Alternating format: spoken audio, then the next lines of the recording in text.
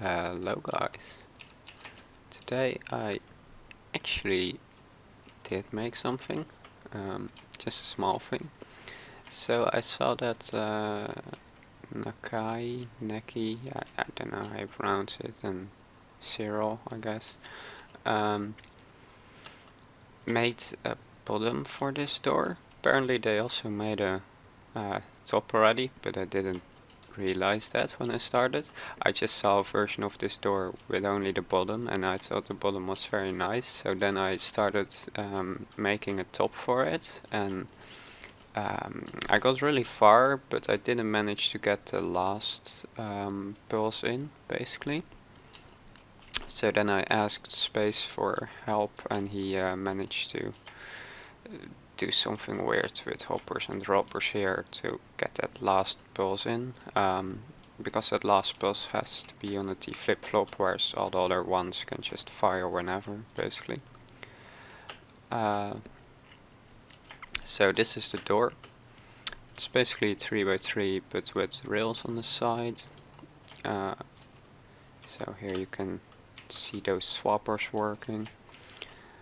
So the kind of difficulty with that, of course, is that you need an actual pulse here in order to keep things, be able to keep things seamless. And yeah, actually I didn't mention that, but of course this door doesn't use any observer blocks. Like I think mostly Syrl, but also quite a number of other people. Just as a challenge, try to not use observers at all, and I think, yeah, most of the things Syrl makes nowadays are observerless. So yeah, that's just for a challenge. It's not like it's superior or whatever. But yeah, just for fun. When doing this with observers, it would be quite a lot easier, because getting a pulse to piston like this is really easy, whereas here he now used this but one tick pulse system basically, and then he decided on using that to power these sides as well, which is really nice and clean basically, and then I just was able to get pulses off of that to create a top. Then also one thing that's kind of interesting about this top, I think, is that because we use not a redstone block here, which would screw with this piston as well. That's the reason there's no redstone block here in the first place. But because we use a cauldron and a comparator, or purely because we use a comparator actually, we are able to get a 1 tick pulse through these torches, which then after 2 ticks powers this storage piston basically. And that's something I didn't realize at first, that I was able to use torches there. But using torches I basically managed to get in that 2 tick delay to this piston and utilize this space, which otherwise I couldn't really do. So yeah, that was very nice. So yeah, we made this, and then afterwards people tried making a smaller version with another layout, and I think for that reason Syrl started working on a one white version, so then I helped with that as well.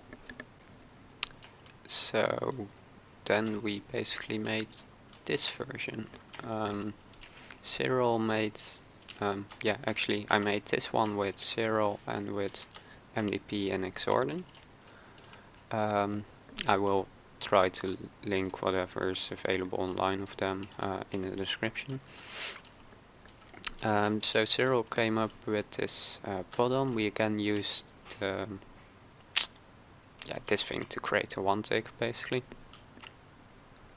And here we use basically this piston that pushes that in order to get the right timings, and that's something Syrl came up with. I made a little change here to make it one layer less high, but it's Syrl thought of that.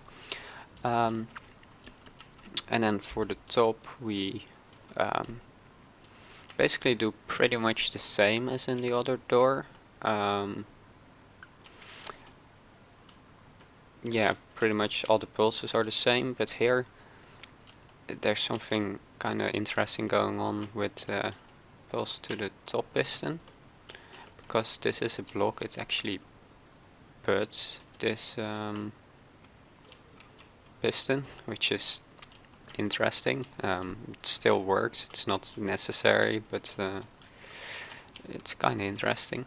And the whole door is pretty well timed, basically. Like that top is really fast for what it is.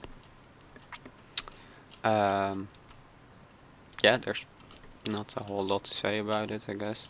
You can just rebuild it from this, I guess. Like, it's just one white, you should be able to see everything. There's just one item in there, nothing special going on. I'm not entirely sure why this hopper dropper thing works correctly in this space, but it does, so I'm happy, I guess. We were just messing around with it, and this happened to be working, so then with that we just added the last two pulses, and it all worked out. So that's it for this video, and I probably won't record for a while again, so see y'all later. Bye.